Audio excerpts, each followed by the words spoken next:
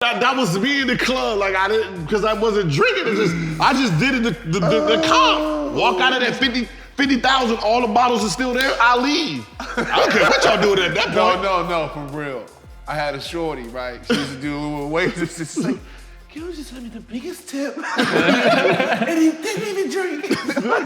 I was like, what? Yeah. Like, yeah, just let me like 10,000. I was like, what?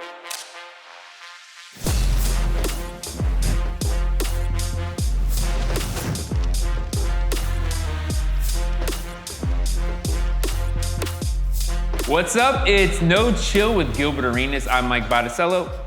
He's Gilbert Arenas. Yes, sir. He's the one and only Glen Big Baby Davis in the house. Sir? What's up, baby? What's up, man? Man, about time y'all get a real brother on this thing, man. I've been ready. You were knocking on the door. Yeah.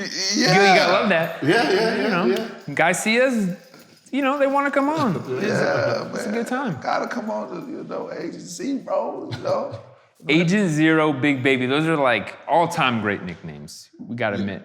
But sure. So we know the story of Agent Zero, the Big Baby nickname, that's a story in itself. That is a story in itself. I got that name from like the hood, cause I was just a big baby. And when I got old enough to play, I was really good. So that's like, yo, that's Big Baby, he killing. You know what I mean? So it's like middle school, we used to go to all the rival middle schools, and there go Big Baby. It just started getting crazy, and then So you were a kid in Louisiana. Yeah. And I'm thinking the image that comes to my head is Shaq in Blue Chips, and he's in that dusty barn playing ball. Man among those little boys. Imagine a little bit more ratcheter, like just real savage mud babies out there. It was serious. Louisiana. Okay. Yeah, because you don't really think a lot of hoopers from Louisiana.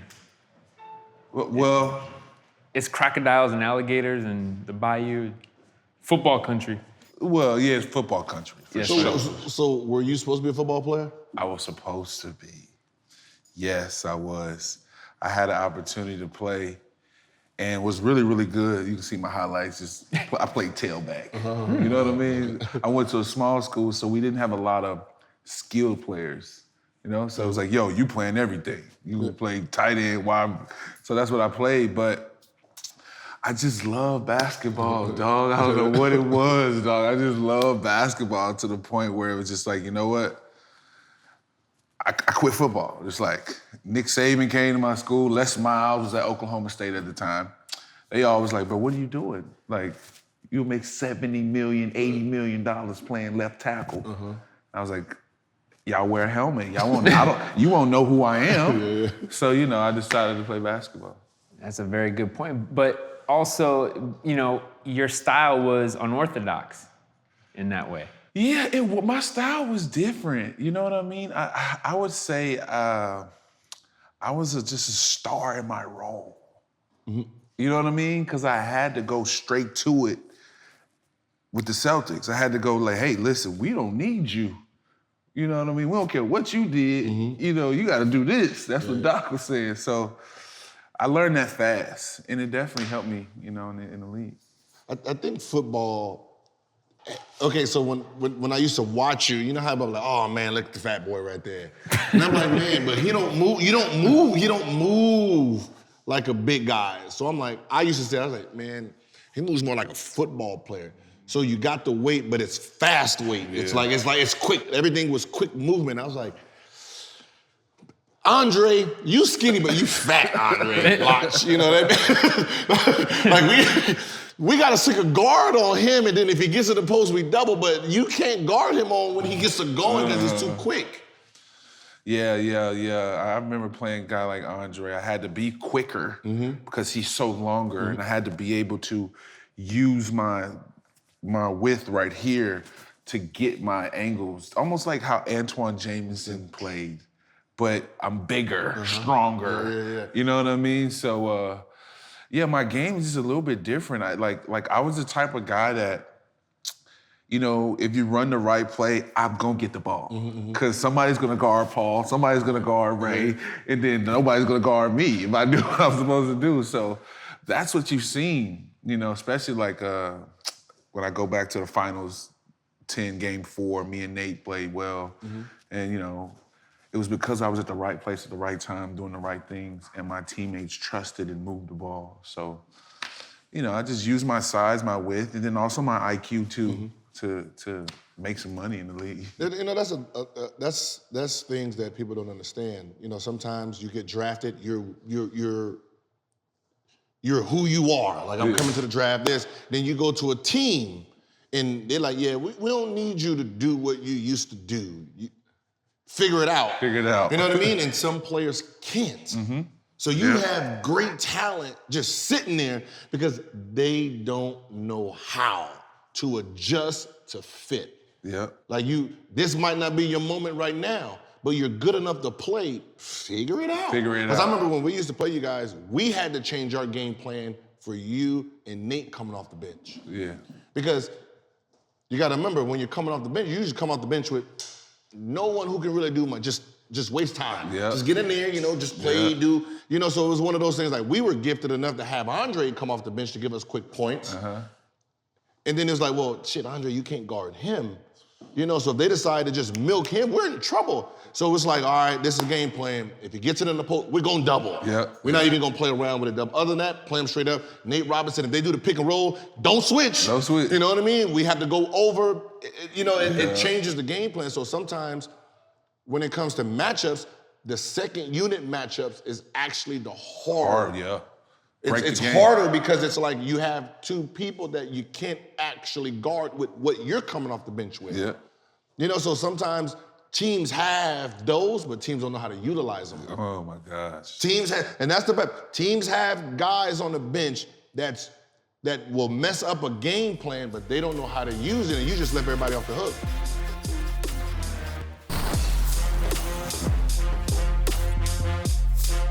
Two guys that you had, he knows one of them. So you got coaches, and that's up to the coach to figure that out. Like, I have all these ingredients, what am I gonna do with it, especially when it comes to the bench unit. Doc and Stan. Whew. What's the difference between what Doc would do with that and what Stan would do with that? Some guys try to force it, some guys say like, all right, I'm gonna bring out the best of them. You thrive better under Stan, didn't you? You know what? It took a while though, because when I came from Boston, and I had the mindset already as far as winning and defense. You know what I mean? I'll never forget. Ryan Anderson was the guy at the time, and it was Dwight. So I came over. They paid me, and Stan kicked me out of practice. Kicked me dead out of practice. I'm like, Stan, we need to get up on the pick and roll. You know what I mean? God damn it, Glen! Get out of practice! Get the out of here! This is no Boston! This is my way, we're gonna do it my way! And that's when I knew, I was like, God damn. Because this is the second team I've ever been on. And two different coaches. I was like, oh shit. I walked out the door, slammed the door, I broke the door and just stuck in the wall. So he was a different coach, and Doc was more of a disciplined, strong, hey, good job, but do it again. I'm like, damn, I just handled my damn. Like, it was never enough. You know what I mean? That gave me, fuel to become, a part of that team. You know what I mean? So Doc would be more of a player's coach, so he has his way, but he'll listen to you. Yeah, he has his way, but he'll listen to you to, a certain extent. You know what I mean? He hears you. Stan will listen to you and, hey, okay, all right, Glen, we'll think about it. Yeah, but guess what? It stands right. But it ain't gonna go nowhere. Yeah, and also Stan is going, good job, Glen. You know what I mean? Like, some players need that. I needed that. Like, a coach would be like, hey, man, good job, bro. Like, Stan would do that. Like, you know what I mean? So it was a difference. You know what I like with Stan? Like, I always be like Stan had his good and bad. Yeah. Like, if that ticker ain't on, Stan is the coolest, like, coolest happening. How you doing? Like, Stan, like, Hell yeah. that's Stan. But when that switch comes on, oh my God. He could just be telling a joke with you, and then time, boom. Yeah. What the are you still sitting here for? You're like, I'm sitting here because I was having a conversation with you. Get your ass on the goddamn line. And then it just became serious. So you had to adjust quick. Yeah. You know, and I think the only downfall Stan has, he knows it, he just don't know how to deliver it, is just when the game starts, just let the players figure it out. You don't have to figure it out, because what ends up happening is if you become the alpha male, the real alpha male doesn't lead. Mm-hmm. You know what I mean? He doesn't like KG or them, and they say, yo, do this, and you like, all right, because you're at war with them. So you understand when I need to listen, or when I'm like, man, he just talked too much. You know, you do that with the players. That was Dwight. Like, he was the alpha male, and he just didn't respond to Stan. Like, imagine being in a pregame, right? We going over all the lists, who you got to guard, and Dwight rips a fart, huge as hell. And Stan's just like, yeah, like, you know what I mean? So it's just like when you can't tell your best player or hold him accountable, it's just like, it's a shit show. Yeah, that's what I'm saying. Because when I was there, it became one of those things. You know, I'm coming from Washington, but it's after I got in trouble, so I'm squeaky clean. You know what I mean? So I don't got no input. I don't got no say so. You sub me in, you put me in for 1 second, take me out. I'm not even giving you a stare. I'm just sitting there, so I got to watch for the first time, looking at coaches' understanding, and then I realized, I said, see, the fact that Stan wants so much control, Dwight can't grow. Yep. He can't grow. He couldn't grow into the leader that everybody wanted. So all he became is the comedian. Yep. So now when Turk or Luke is being lazy, we can't say, yo, Turk, man, come on, man, stop this bullshit. Let's go. Let's go. You know, we can't do that because for the most part, he's ripping every one of us, and we say, don't even worry about it, man. It's like sometimes you have to let the players do the check-in. Well, there's a point right there. So every coach wants to run the show. That's their job. You know, they're driving the bus, right? They're not driving the bus. Well, to a point. When they got the board and they're pregame, all right, here's what we're gonna do. Everyone's cool. Rip a fart, whatever. But then when it comes game time and the ball's up in the air, step back, let us do our thing. We heard you. Let us do our thing. That's usually the problem sometimes with teams. It's like, you gotta remember, you're coaching practice, pregame. I'm disciplined in practice, pregame. That's where my job comes in at. When the game comes, it's what I'm giving you guys, and from there, I'm just making adjustments on what I'm watching this coach do.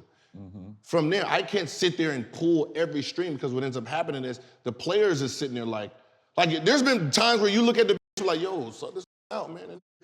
Yeah, for real. You know what I mean? Because you have that. The players know he's getting killed.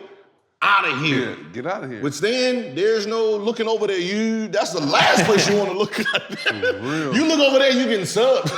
For real. You know what I mean? So it's one of those things where, he will be a great coach if he learned how to give a little during games and just let the players, the players coach the players. Because you can't coach the players in games.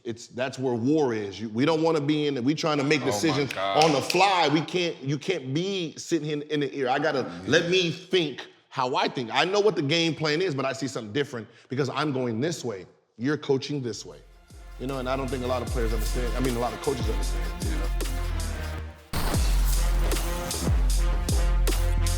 Because it's like, if you try to coach a team with training wheels on, we're never gonna ride for ourselves. Yeah, and that's why Kevin was so good, because he policed the team. Mm-hmm. First of all, he came there and said, okay, cool, I'm gonna be the third option when I can be the first option on this month, really. You know what I'm saying? And then, let Paul fall in and Ray fall in, but at the same time, when there was unbalanced situations, Doc left it up to Kevin. Like, you know what I mean? And he was always the sacrifice. When you can, you can shoot the shot, but you're gonna go second pick and roll all the time. That means you wanna, you know what I mean? You're giving yourself up, so, it was a big difference when I seen, that, they had Kevin right there to kind of, like he said, it's a war, warriors. Like, we gotta go on the fly. You gotta give us what we need, but let us go out there and we might have to run a couple randoms right now. Let's run a random right now, because you know what I mean?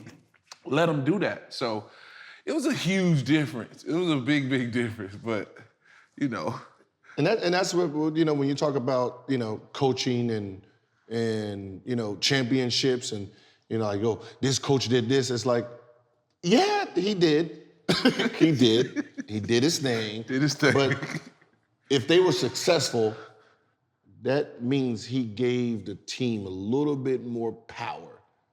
He's giving them a little bit more power because just like a Clipper team and a Laker team, the difference is last year, LeBron, AD, this you. Yeah. This you.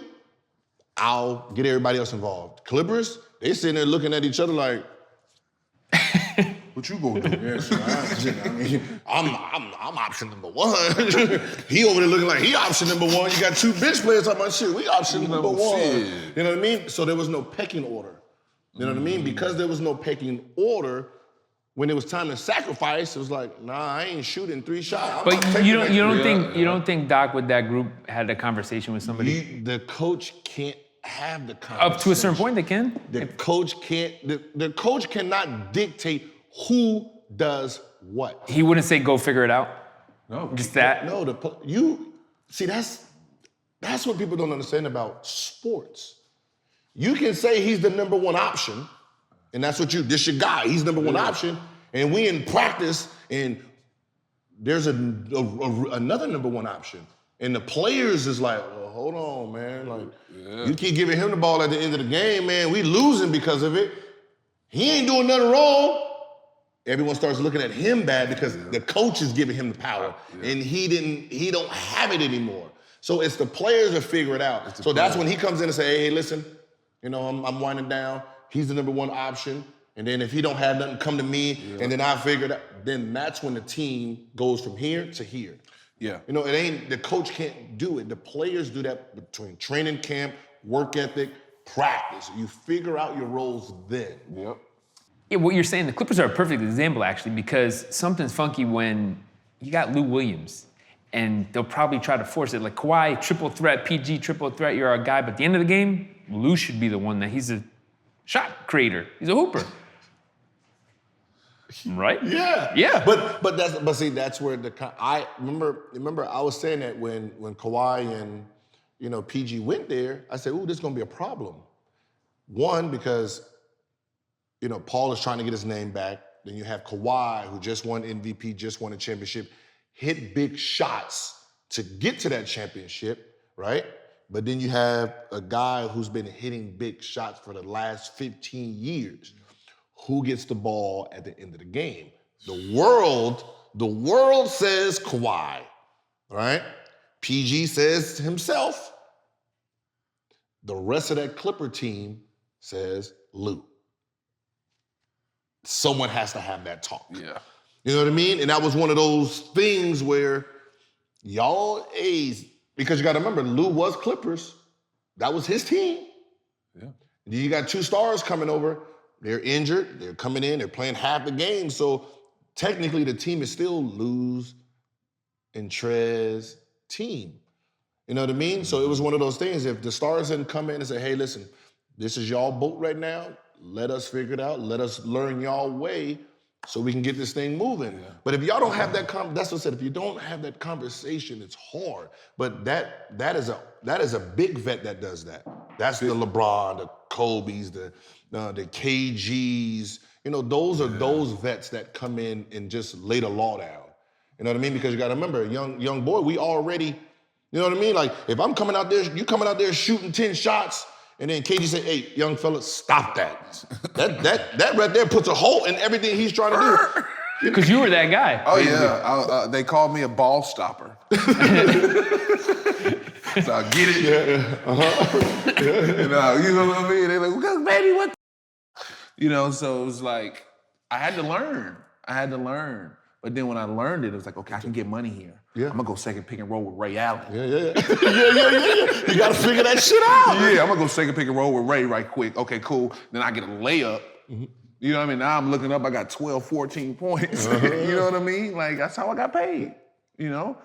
I was at the right place at the right time in Orlando, hit the game-winning shot in Orlando, and turned around and Orlando paid me.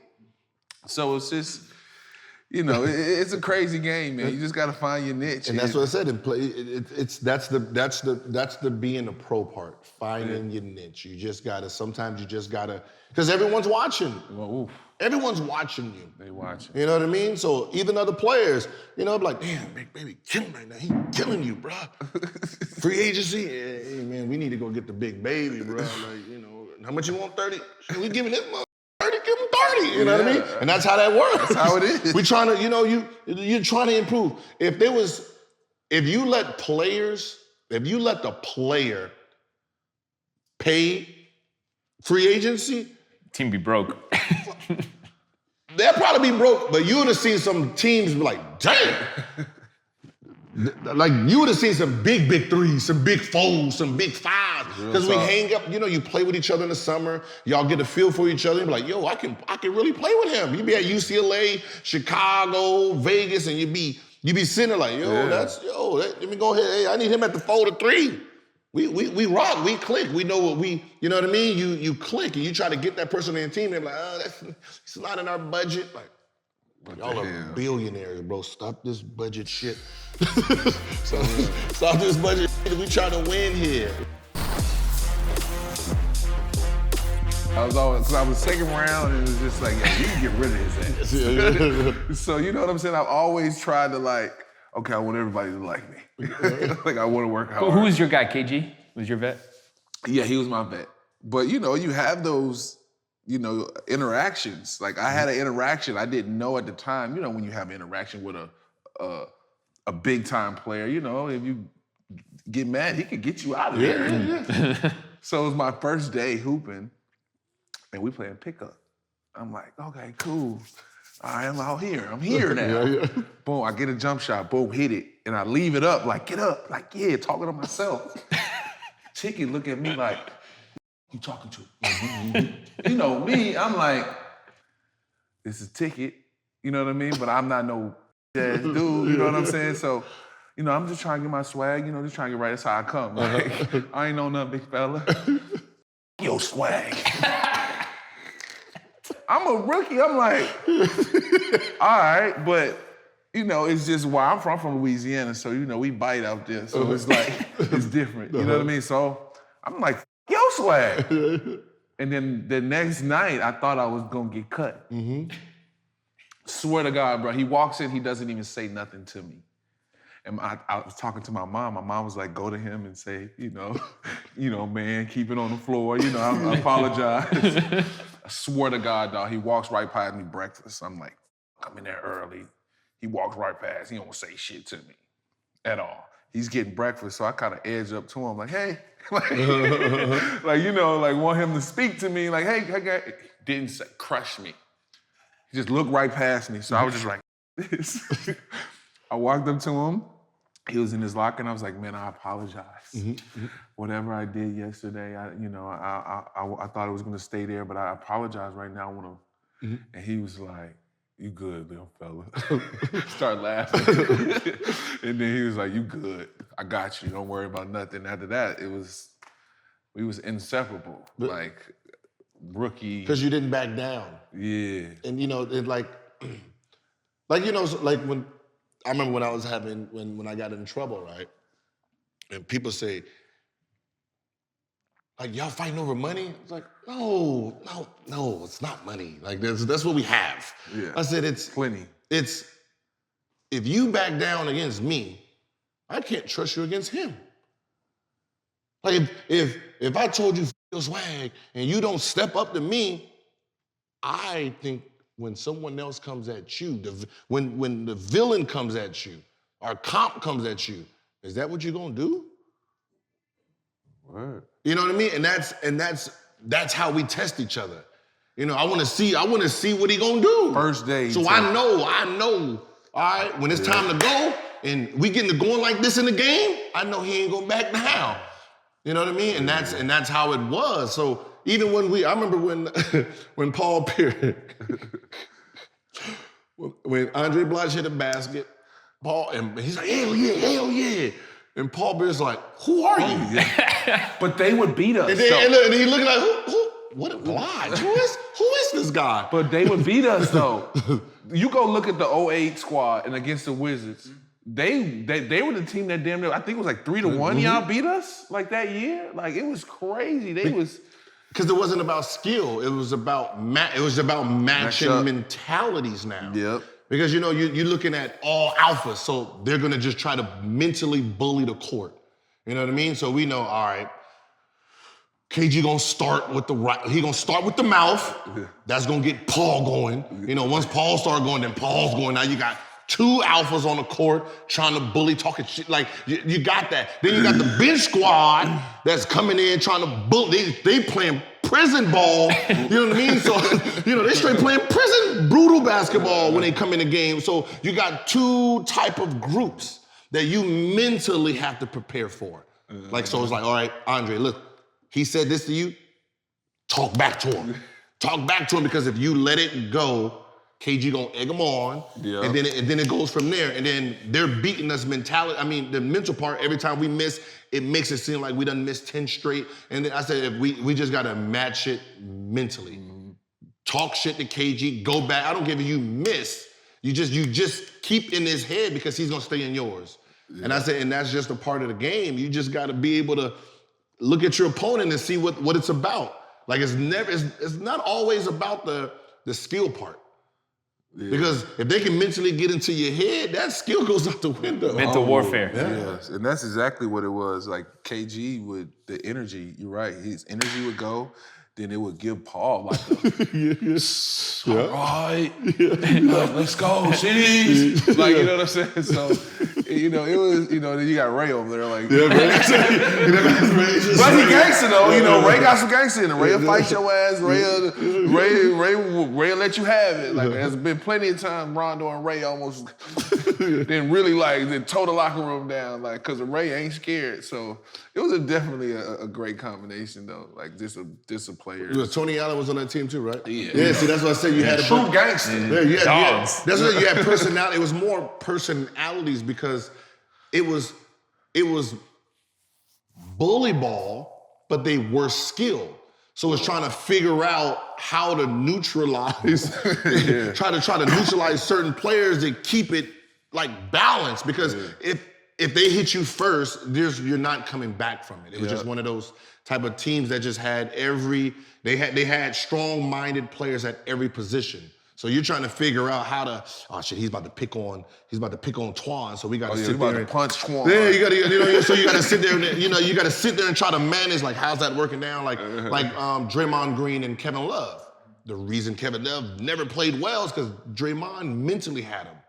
So you got to figure out how to get around Draymond to neutralize what he's doing to have Kevin Love spike. Yeah. It's just one of those where you're playing chess. You're playing chess out there a lot because it's no matter you average 20 and 20, he averaged 5 and 3. But against you, he averages 20 and 20, and you average 5 and 3. You know what I mean? It's that, and you like, how does this happen? Yeah. How does it happen? Well, because there's certain guys on the schedule, you circle that game. There's other guys you put an X on that one. I don't really want that one. Once you cut him and he bleeds, you be like, I got this. I'm gonna make a career off of him. Man, what? Don't get some money. Yeah. But it's funny, we compared Stan and Doc, and the two guys I'm thinking to compare, same thing, was KG and Duncan.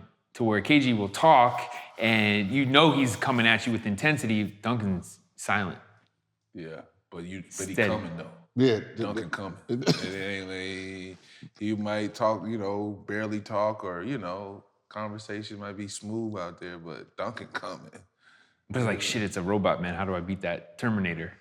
Well, you had to guard them both. Yeah. You know what I mean? It's like, how do you get under Duncan's skin? You know, I think that was mostly KG's trying to figure out how to get under Duncan's skin, you know? Yeah. Did he? Well, there's a lot going on with that, right? With that KG and Duncan feud, right? You know, it's just two polar opposite. Opposite. Two polar opposite, but they're just different type of guys. KG had a great balance of IQ, intensity.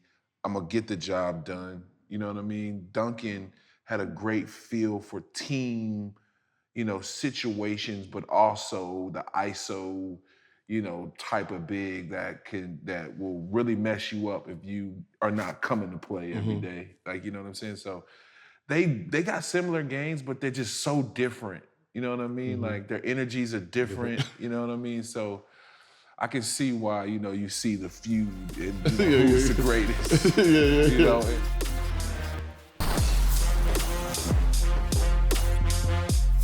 And it's all the guys that are in that locker room, and it's the chemistry that you create and develop. And Oh yeah, that was the best times though. Like, you know, after like the shower and we just sitting there just chilling.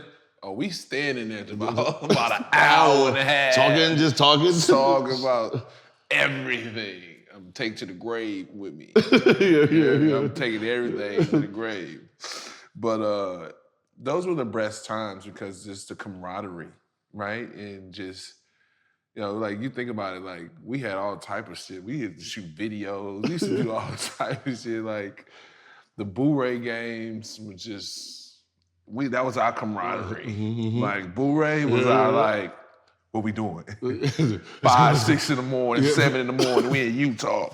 Yeah, playing. In the lobby. Yeah, you boo. That's what I used to love. Like, you know what I mean? Those moments, you know what I mean? So like, it was just, I don't know, it was just magical. That team was magical. Like, you know what I mean? Like we won that thing, it was magical. especially when you win. That's what goes into it. But it's like you win it, but like you look back and we're 4 or 5 in the morning in the hotel playing Blu-ray. We ain't at the club.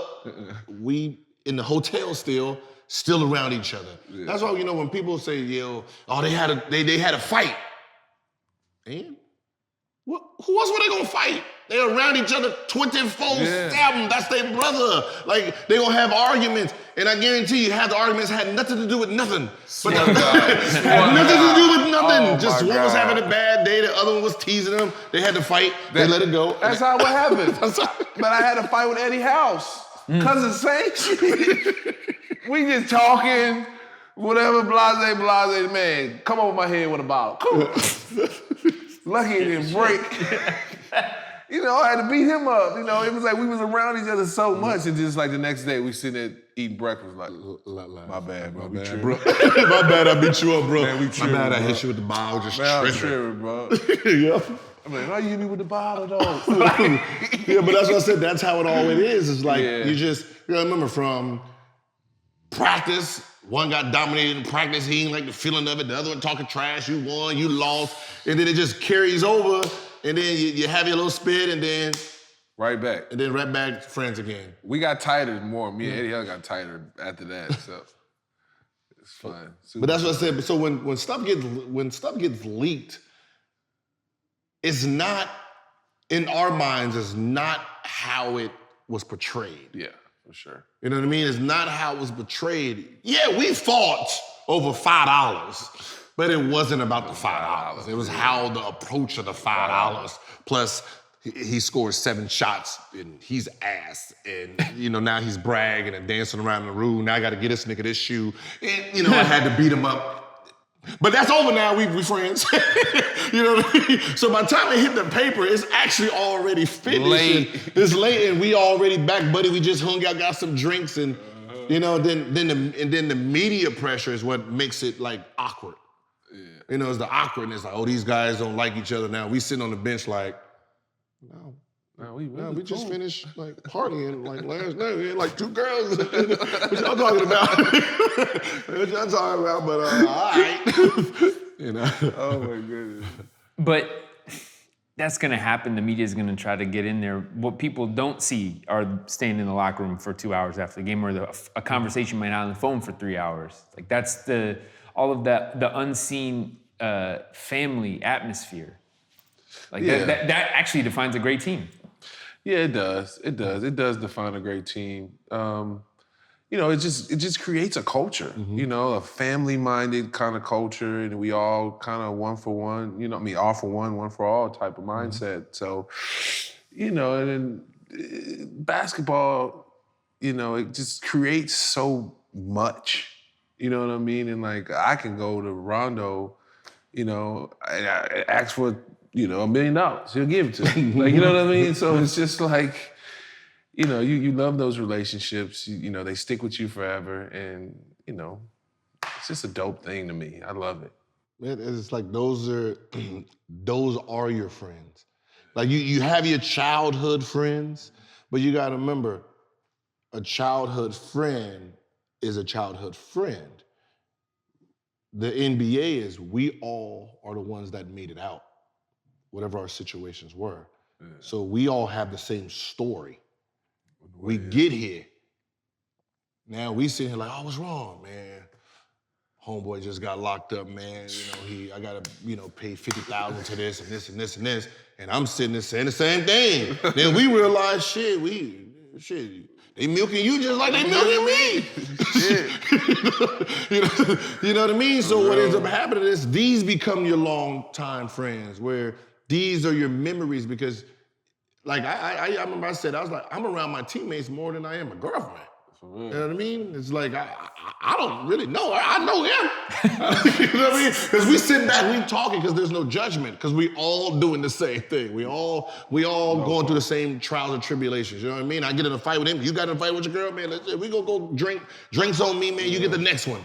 You know what I mean? Yeah. We gonna drink our problems out. We gonna party our problems out.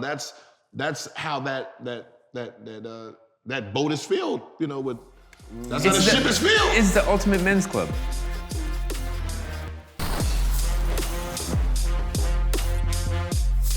A lot of game here today. I've been waiting for this moment. I've been watching y'all, bro. This is how it goes. But you got something. It's time for that. Ask Agent Zero. Probably a lot of things in your mind, but let's boil it down. I got 4 questions. Okay. What did you say 4? But I'm gonna pick one okay. that I like, and it's epic, right? What were you thinking when you put on them shoes to hoop? You put on like Dolce & Gabbana. The Dolce & Gabbana. Dolce & Gabbana. I know, because as a basketball player, my feet, I can't put no shoes like that on. Like, what the hell? Did you really, did you really play in that? Yeah, so what ended up happening is, I lost my Adidas contract, right? So now from there, I'm living the dream.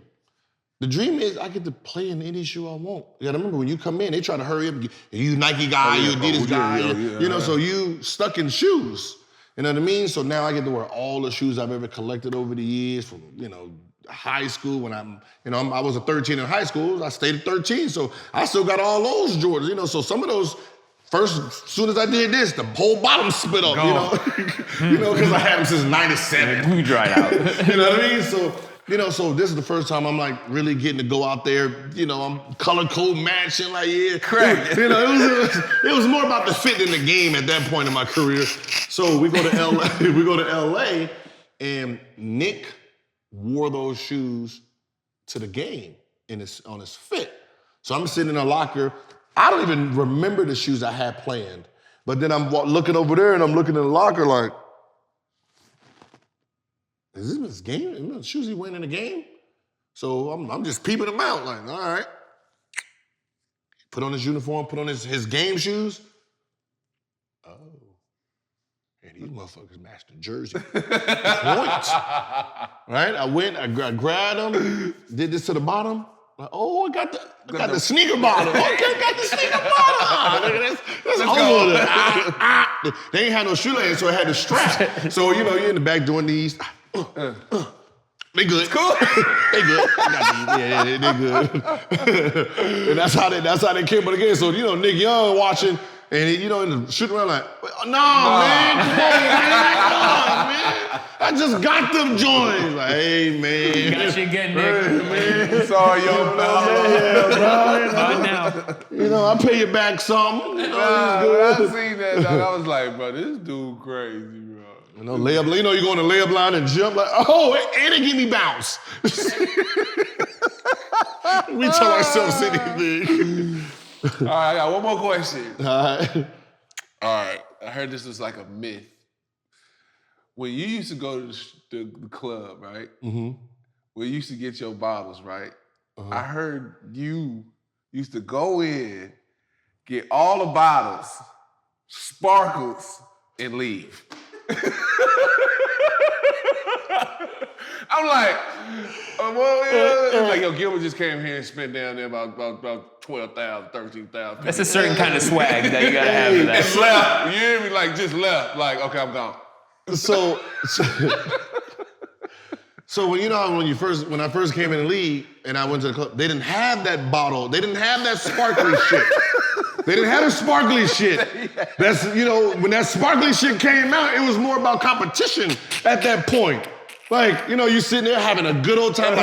So I didn't drink in the club. Okay. I drunk at home. Okay.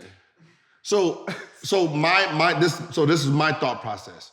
I used to watch. You watch AI, you watch all the people, they walking out of the club, drunk. They got their drivers and stuff, so they're not driving, but they're drunk. They drunk as hell. So anything can happen. Yeah, you're right. So I'm sitting here like I'll drink at home, and then go to the club. By the time the club is winding down, I just drink water.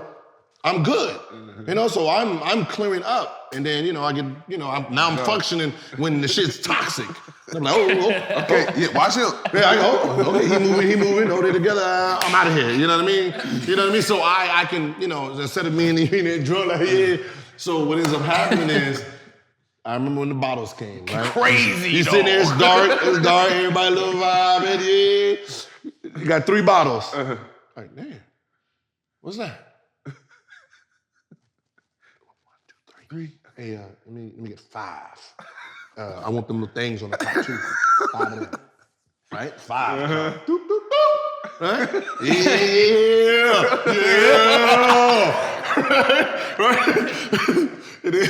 And then boom, 10. I count. 10. There's only 2 of us. Shit, hey. 15. 15. Yeah. Right? And as soon as it's coming in, then they start playing, you start dancing a little harder. Yeah. Right? So I'm gonna keep going until he stops. It's competition now. I'm in Miami, so there's a guy behind me. We're going back and forth. So I said, you know what? Let me just do this. So I said, sweetheart, this is what we're gonna do. Give me 20 bottles. At the end, let the last one veer off to him like he ordered 1. So I got 19, he got 1. All right? I need you to, and then tell the DJ to say something like, oh, he only got 1. He only got 1, right? And even though it wasn't ordered. And then, so I did that, boom, everyone started laughing. And I said, you know what? Then he orders more. I said, man, I can't keep doing this, right? Because then I found out he's a club promoter, so all them shits is basically free. It's free. So I said, you got water? The Fiji's water? They come in 6-packs? I want all of them. Every 6-pack you have. I don't want no one drinking water in this club. We in live. Yo, that's cool. In Miami, I want every bottle of water, put the little things in it, and choo-choo train that over here. Choo-choo. So when he done with his drink, they can't hydrate. they can't hydrate at all. And we in there like, what are you gonna do with all this water? We start having a little water fight. Yeah! That was me in the club. Like because I wasn't drinking. I just did it the comp. Walk out of that 50,000, all the bottles are still there, I'll leave. I don't care what y'all doing at that point. No, for real. I had a shorty, right? She used to do waiters. She's like, Gil just let me the biggest tip. And he didn't even drink. I was like, what? Like, yeah, he just let me like 10,000. I was like, what? Just right there, I'm out of here. I'm out of here, I won. Bro, those are epic, bro. You know, like, I swear to God, she telling me that, I'm like, God, I'm number 11. Let me get 22 bottles. Well, that's what I said. I'm gonna sit there counting like, man, bro. I had to ask you that, because that's the only question I had. Like that, Because I'm thinking about it, I'm like, I'm gonna spend 100,000 at the club. God damn. But I won. You though. won. I won. It doesn't sound right, but he. That's what I said. It's like I just spent 100,000 at the club, but I won. My teammates know I won this one. There you go, baby. I'm out of here. I gotta go sleep this shit off. Gotta go sleep this shit off. And thank y'all for letting me come. Yeah, but I was gonna say we learned some things here today. I think. Yeah. I guess we'll get out on this. We'll say it's all about finding your niche. Wherever you went, you found your niche. Wherever you are, if it's coming up in Louisiana, if it's in the club with bottles, find your niche. Find a way to shine one way or another. Hey, it's about, it's about fitting in, and, fitting in, trying to find your footing, like anything in this world, it doesn't matter what you do in life, if there's already a team, you're trying to figure out how can you bring what you have to offer to the team without messing up that team, setting. Yeah. That's it. And don't challenge this man in the club with bottle service. That's all of us, though. That's all of us. That's everybody. Like, I won't action too. That's everybody. If that car's swiping right, I won't action too. Well, he's ordered. I'll just sit here and add a couple. And You be in the club and there be some people over there and you be like, man, I'm glad KG with me, bro. I'm glad he with me, bro. We ain't gonna take that off. We on ticket. You order 12 over there on ticket. Shit, yeah, baby. Ticket want 30 off. Yeah. Big ticket. Big ticket. Hey, you be like this. I'm glad I'm in the club with Twan. We got shoes. Both of us is here. We both got the black card. Yeah, you in trouble. You in trouble with them two.